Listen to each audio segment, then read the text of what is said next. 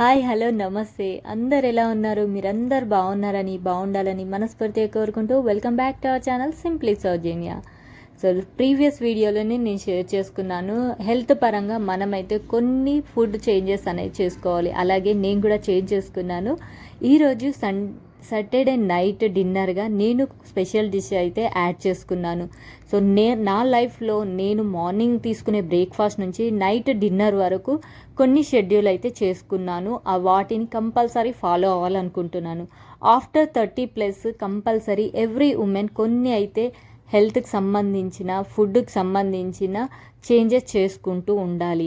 అదేవిధంగా నేను ఇక్కడ ఫాలో అవుతున్నాను. సో మీలో ఎవరికన్నా ఇంట్రెస్ట్ ఉంటే మీరు కూడా ఫాలో అవ్వచ్చు. సో మార్నింగ్ అయితే నేను ఏం తీసుకుంటున్నాను అనేది నెక్స్ట్ వీడియోస్లలో షేర్ చేసుకుంటాను. ఇప్పుడు నైట్లో నేను ఏం యాడ్ చేసుకున్నాను డిన్నర్కి అనేది షేర్ చేసుకుంటున్నాను ఈ వీడియో ద్వారా. ఈరోజు సాటర్డే మ్యాక్సిమం నైట్ టైము మేము ఇంట్లో అందరము టిఫిన్స్ తినడానికి ప్రిపేర్ చేస్తాము. నైట్ టైం మ్యాక్సిమము ఇంట్లో టిఫిన్సే ఉంటాయి. చపాతీ కానీ రొట్టె కానీ అండ్ ఉప్మా, దోశ, ఇడ్లీ ఇలా ఏదో ఒకటి.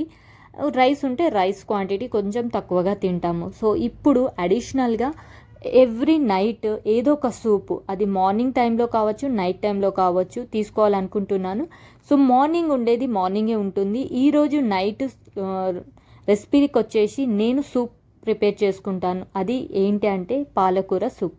పాలకూర సూప్ చాలా అంటే చాలా మంచిది హెల్త్కి.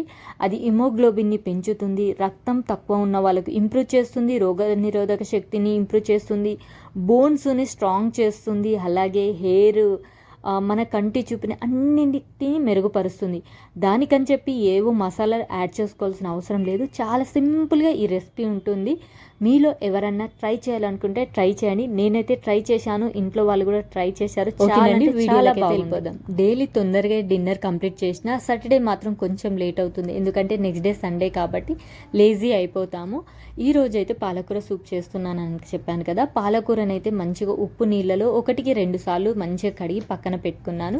సో ఇక్కడ సన్నగా ఉల్లిపాయలు అయితే తరుక్కుంటున్నాను. మీకు ఇక్కడ ఒక చిన్న టిప్ అండి, ఉల్లిపాయలను ఎంత సన్నగా తరిగితే అంత టేస్టీగా వస్తుంది.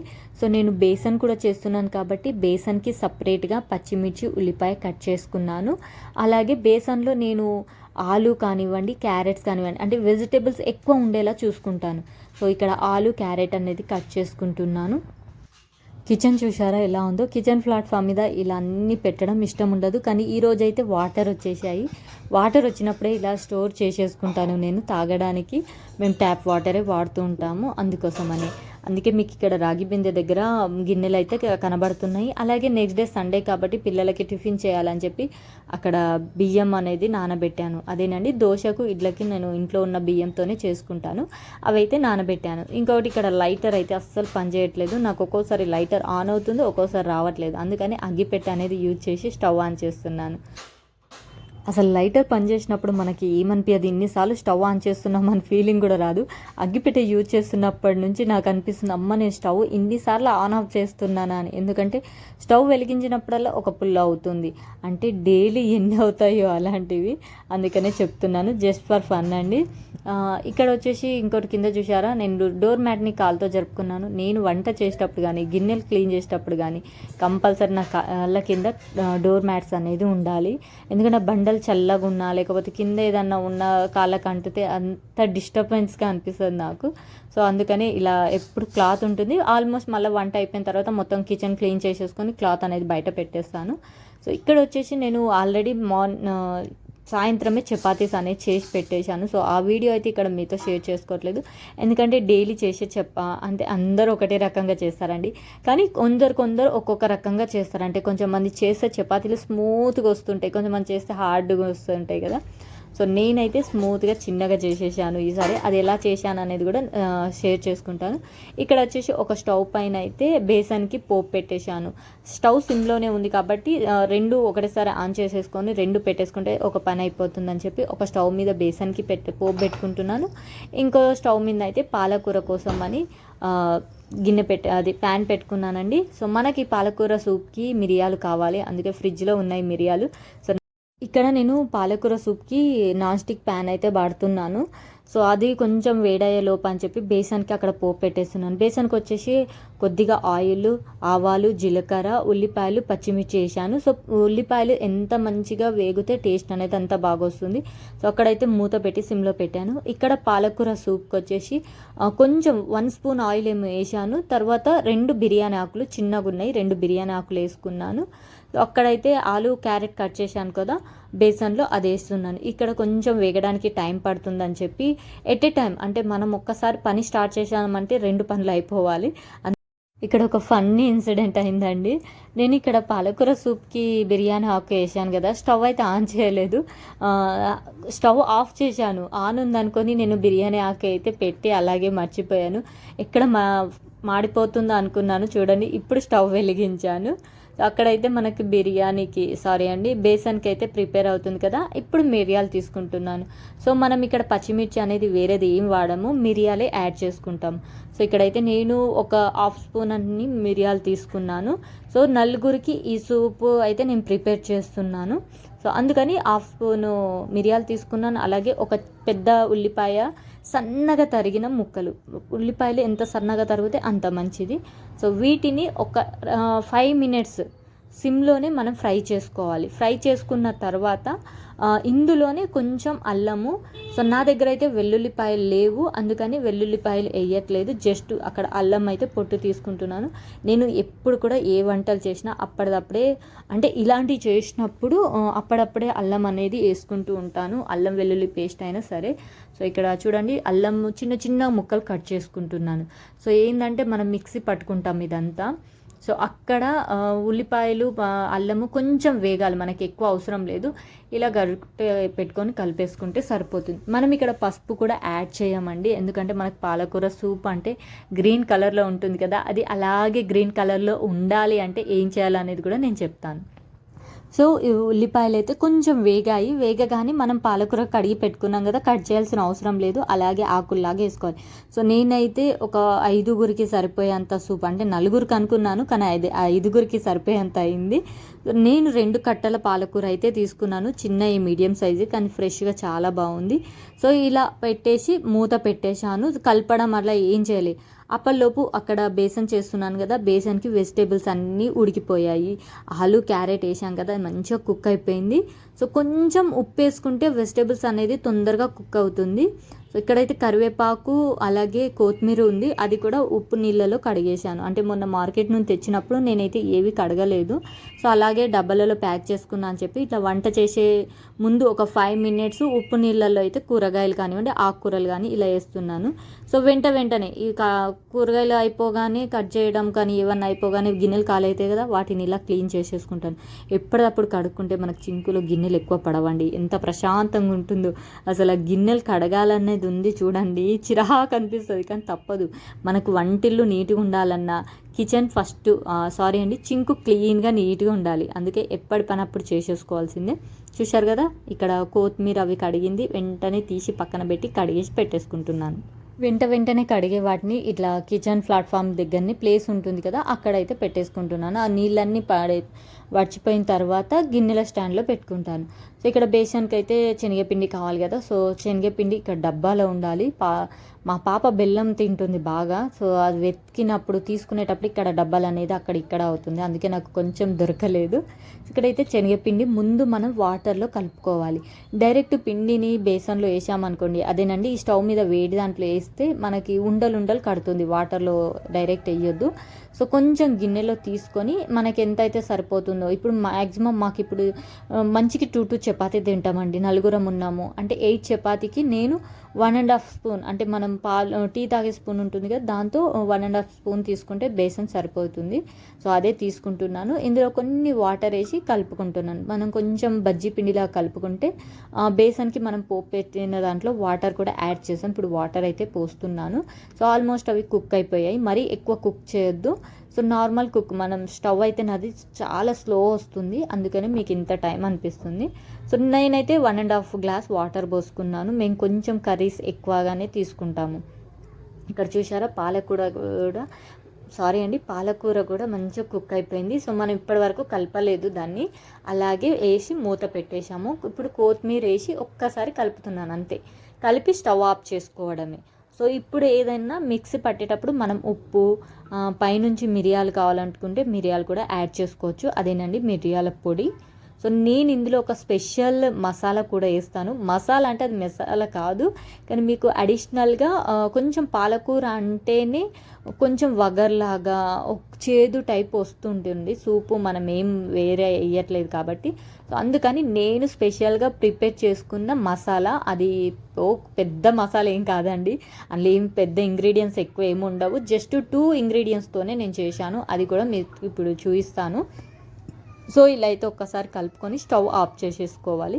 పాలకూర చల్లగా అవ్వడానికి టైం పడుతుంది కదా, పక్కన పెట్టేసుకున్నాను. ఇప్పుడైతే మనం బేసన్కి వాటర్ అనేది మంచిగా మసలాయి, ఇప్పుడు శనగపిండి ఏదైతే కలిపి పెట్టుకున్నామో దాన్ని స్లోగా స్పూన్తో కలుపుకుంటూ మెల్లిగా ఇక్కడ వీడియోలో చూపిస్తున్నట్టు వేసుకోవాలండి. సో మా ఇంట్లో అయితే చపాతీకి ఇది బెస్ట్ కాంబినేషన్. మా వారైతే బాగా తింటారు, అంటే దోశకు కూడా ఈ బేసన్ చేయాలని అంటారు, కానీ శనగపిండి అంత ఎక్కువగా వాడొద్దు కాబట్టి నేను ఇప్పుడో 1 మంత్స్కి ఒకసారో 2 మంత్స్కి ఒకసారో చేస్తాను బేసన్. కానీ అందులో కూడా ఎక్కువ వెజిటేబుల్స్. బేసన్ పూరి ఎంత ఫేమస్, టేస్ట్ వైజ్గా చపాతీ కూడా అంతే బాగుంటుంది. సో ఇక్కడ పాలకూరకైతే అదేనండి, పాలక్ సూప్కి నేను ఒక మసాలా చేస్తానని చెప్పాను కదా, అదే ఈ రెసిపీ. ఇక్కడ వచ్చేసి 1 స్పూను నేను జీలకర్ర, అలాగే 1 స్పూన్ మిరియాలు తీసుకొని కొంచెం రోస్ట్ చేస్తున్నాను వితౌట్ ఆయిల్. ఇలా రోస్ట్ చేసుకొని తర్వాత మనం మంచిగా సన్నగా మిక్సీ అన్న పట్టుకోవచ్చు. నేనైతే తక్కువ క్వాంటిటీలో తీసుకున్నాను కాబట్టి రోల్లో అయితే దంచుకుంటాను. అక్కడ మనకు బేసన్ అయితే రెడీ అవుతుంది. సో లాస్ట్ ఫైనల్గా మనకు అక్కడ కొత్తిమీర, ధనియాల పొడి వేసుకుంటే అయిపోతుంది. సో ఇక్కడ కూడా రోస్ట్ అయిపోయింది చూడండి. కొంచెం చల్లగా అయిన తర్వాత మనమైతే ఇది దంచుకుందాం. అదేనండి, సరే ఇలా రోస్ట్ చేసేటివి మంట అనేది హైలో పెట్టి రోస్ట్ చేయకూడదు, సిమ్లో పెట్టి రోస్ట్ చేస్తుంటే అందులో నుంచి అరోమా అనేది చాలా బాగా వస్తుంది. అవి కూడా మంచిగా ఫ్రై అవుతుంటాయి. అక్కడ బేసన్కి లాస్ట్ టచ్గా ధనియాల పొడి, కొత్తిమీర అయితే వేస్తున్నాను. ఇలా వేసుకుంటే బేసన్ అయితే చాలా అంటే చాలా బాగుంటుంది. మా ఇంట్లో బేసన్ చేసినప్పుడు ఒక 2 చపాతీలు ఎక్కువగానే తింటారు, కానీ కాంబినేషన్ మాత్రం చాలా బాగుంటుంది. మీరు ఎవరైనా ఇప్పటివరకు ట్రై చేయకపోతే ఒకసారి ట్రై చేయండి. దోశకు కానీ పూరికి కానీ ఈ రెసిపీ అయితే చాలా అంటే చాలా బాగుంటుంది. సో యాజ్ యూజువల్ ఇలా వంట అయిపోగానే అలా కిచెన్ అయితే క్లీనింగ్ అయిపోతూనే ఉంటుంది. సో ఏవైతే గిన్నెలు ఉన్నాయో అవైతే కడిగి పక్కన కిచెన్ ప్లాట్ఫామ్ మీద పెడుతున్నాను. అప్పుడు ఇలా క్లీన్ చేసుకోవడం వల్ల మనకు కూడా గిన్నెలు తోమేటి చాలా తక్కువ అవుతుంటాయి, పడేటి పడుతూనే ఉంటాయి, కానీ ఇలా చేసుకుంటుంటే కొంచెం పని అనేది తగ్గుతుంది. సో ఇక్కడ నేను చెత్త అయితే సపరేట్ చేస్తున్నాను. నేనైతే తడి చెత్త, పొడి చెత్త అని సపరేట్గా వేస్తుంటాను. అదేనండి, పాలకూర కాడలు అవన్నీ, ఉల్లిపాయ పుట్ట అవన్నీ ఉన్నాయి కదా, అవి అయితే ఇలా కవర్లు వేసి పక్కకు పెడుతున్నాను. ఇంకొకటి, మనకు బాడీ అనేది ఎప్పుడు హైడ్రేట్గా ఉండాలి, హెల్తీగా ఉండాలంటే వాటర్ కంటెంట్ అనేది ఎక్కువ తీసుకోవాలి. మినిమం మనం డైలీ వాటర్ ఎంత ఎక్కువ తీసుకుంటే అంత మంచిది. అందుకే నేను ఇక్కడ వంట చేస్తున్నప్పుడు మ్యాక్సిమం 2 to 3 గ్లాస్ వాటర్ తాగుతూనే ఉంటాను. ఇంకొకటి, లంచ్కి కానీ డిన్నర్కి కానీ బిఫోర్ 15 నిమిషాల ముందు వాటర్ తీసుకొని ఫుడ్ తీసుకుంటే చాలా మంచిది. సో నేను ఇదైతే ఫాలో అవుతూ ఉంటాను. తినేటప్పుడు మాత్రం వాటర్ ఎక్కువ తీసుకోవద్దు, ఎమర్జెన్సీ అయితే తప్ప. సో కర్రీ అయితే అయిపోయింది, పక్కన పెట్టేసుకుంటున్నాను. ఇప్పుడు మన పాలకూర ఉంది కదా, దాన్ని కూడా చల్లగా అయిపోయింది. ఈ పాలకూర పేస్ట్ కూడా మిక్సీ పట్టేసుకుంటున్నాను. జస్ట్ ఇక్కడ నేను సాల్ట్ అనేది కల్లుప్పు కానివ్వండి, లేకపోతే పింక్ సాల్ట్, బ్లాక్ సాల్ట్ అని ఉంటుంది కదా, జస్ట్ లిటిల్ బిట్ యాడ్ చేసుకుంటే సరిపోతుంది. ఎందుకంటే ఆకుకూరలలో ఆల్మోస్ట్ ఉప్పు అనేది ఉంటుంది కాబట్టి కొంచెం వేసుకోవాలి. సో ఇక్కడైతే వేసేసుకొని నేను మిక్సీ పట్టుకుంటున్నాను.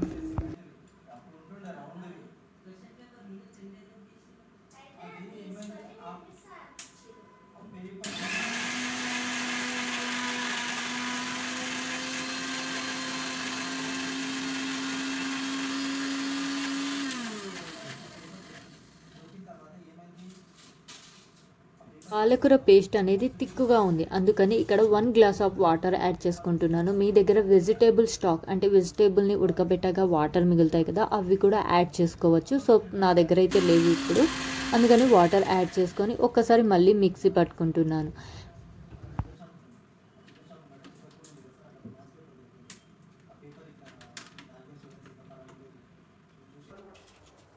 మన పాలక్ సూప్ అయితే రెడీ అయిపోయింది. జస్ట్ ఇప్పుడు కొద్దిగా సేపు అయితే మనం ఉడకబెట్టుకోవాలి. సో ఇక్కడ ఇంకొక ఇంగ్రీడియంట్స్ అనేది యాడ్ చేస్తాము. పాలకూర సూప్ చాలా అంటే చాలా హెల్తీకి మంచిది. మళ్ళీ ఒకసారి చెప్తున్నాను. సో ఇక్కడ ప్యాన్ అయితే వేడైపోయింది కదా, ఇక్కడ ఆయిల్ కానీ ఏది వాడకూడదు. మనం ఆల్రెడీ పాలకూర ఉడకబెట్టుకున్న ప్యాన్ ఉంది కదా, అందులోనే ఇప్పుడు పాలకూర ఏదైతే మిక్సీ పట్టుకున్నామో అదైతే వేసుకొని వేడి చేసుకుంటున్నాను. సిమ్లోనే, హైలో పెట్టొద్దు. సో అక్కడ అది ఉడికే అంతలోపు ఇక్కడ మనం మసాలా ప్రిపేర్ చేసుకున్నాం కదా, మిరియాలు జీలకర్ర. సో దాన్ని కూడా ఇలా నూరుకొని మనకు ఎంత అవసరమో అంతే యాడ్ చేసుకొని ఒక్కసారి కలుపుకోవాలి. ఇక్కడ ఇంకొకటి యాడ్ చేయాలన్నాను కదా, అదేనండి పాలు.